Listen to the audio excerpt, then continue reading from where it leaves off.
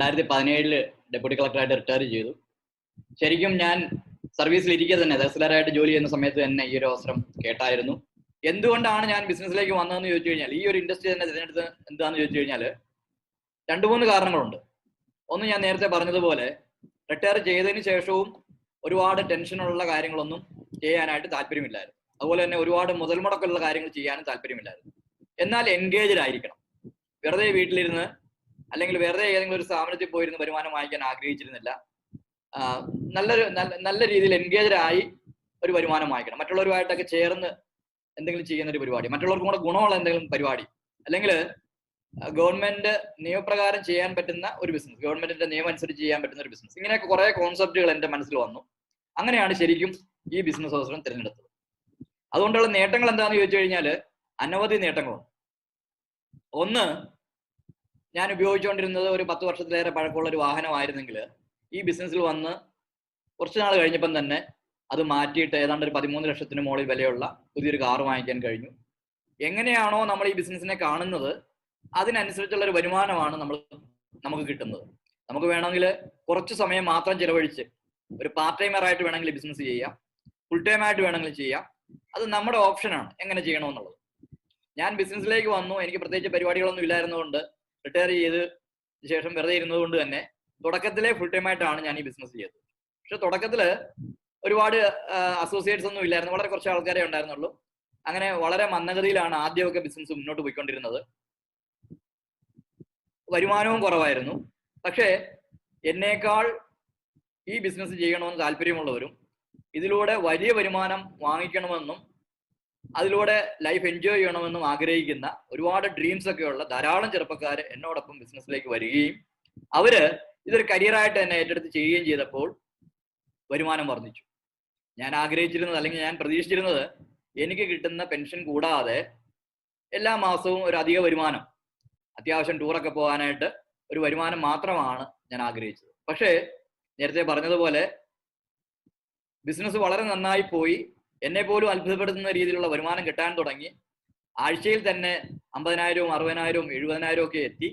അങ്ങനെ കൂടുതൽ ആൾക്കാർ എന്നോടൊപ്പം ബിസിനസ് സ്റ്റാർട്ട് ചെയ്യുകയും അവര് അവരുടെ സ്വന്തം ബിസിനസ്സായിട്ട് ഇത് ഏറ്റെടുത്ത് ചെയ്യുകയും ചെയ്തപ്പോൾ കഴിഞ്ഞ, അതായത് 2020 ജനുവരി 24-ാം തീയതി എനിക്കും കമ്പനി ഓഫർ ചെയ്യുന്ന ആ 2,10,000 കിട്ടി.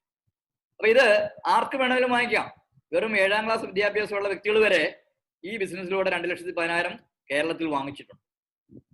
അപ്പൊ ഇന്ന് ഈ ഒരു ബിസിനസ് അവസരം ആദ്യമായിട്ട് കേൾക്കാൻ വന്ന ബഹുമാനപ്പെട്ട ആൾക്കാരോട് എനിക്ക് പറയാനുള്ളത്, ഇത് വരാൻ പോകുന്ന കാലഘട്ടത്തിന്റെ ബിസിനസ്സാണ്. യഥാർത്ഥത്തിൽ ഈ ബിസിനസിന്റെ വളർച്ച തുടങ്ങാൻ പോകുന്നതേ ഉള്ളൂ. കാര്യം എന്താണെന്ന് വെച്ചാൽ, ഏതാണ്ട് 50-60 വർഷമായിട്ട് പല വിദേശ രാജ്യങ്ങളിലും ശക്തമായിട്ട് പോയിക്കൊണ്ടിരിക്കുന്ന ഒരു ബിസിനസ് അവസരമാണ് ഡയറക്ട് സെല്ലിംഗ്. ധാരാളം ആൾക്കാർ വിദേശങ്ങളിൽ ഇതിലൂടെ വലിയ വരുമാനങ്ങൾ വാങ്ങിച്ച് സ്വന്തമായിട്ട് പ്രൈവറ്റ് ജെറ്റ് വരെ വാങ്ങിച്ച ആൾക്കാർ ഈ ഒരു ഇൻഡസ്ട്രിയിലുണ്ട്. പക്ഷേ ഇന്ത്യയിലേക്ക് ഇത് വരാനായിട്ട് ഒരുപാട് താമസിച്ചു. എന്ന് മാത്രമല്ല, ഇന്ത്യയിൽ വന്നത് ഒരുപാട് വിദേശ കമ്പനികളാണ്. അന്ന് നിയമങ്ങളൊന്നും ഇല്ലായിരുന്നു. അതുകൊണ്ട് തന്നെ ആ കമ്പനികളെ ഡ്യൂപ്ലിക്കേറ്റ് ചെയ്ത് ഒരുപാട് തരികിട പരിപാടികളും ഇന്ത്യയിൽ തുടങ്ങി.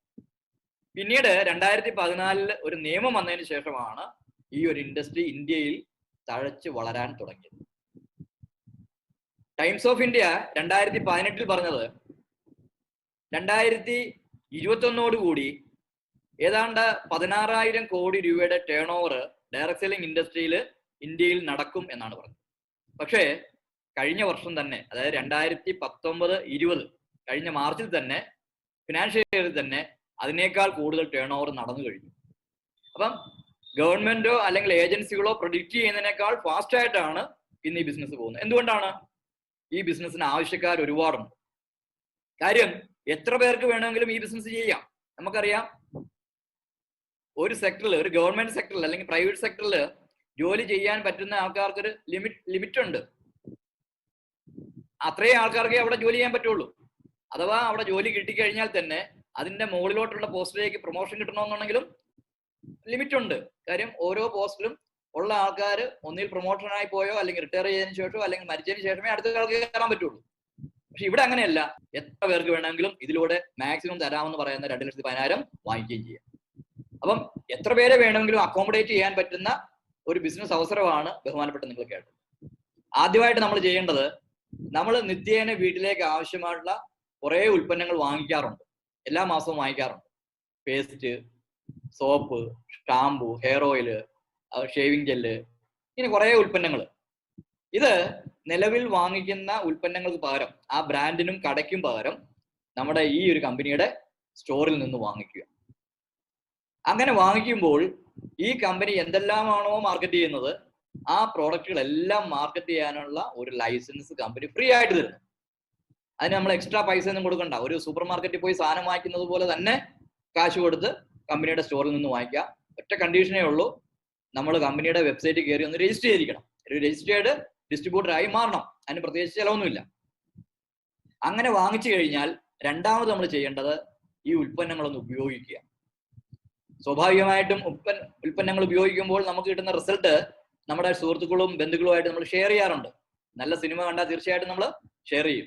അല്ലെങ്കിൽ നല്ലൊരു ഡോക്ടറെ കണ്ടു, ഡോക്ടറുടെ സേവനം ഇഷ്ടപ്പെട്ടാൽ നമ്മൾ മറ്റുള്ളവരോട് പറയും.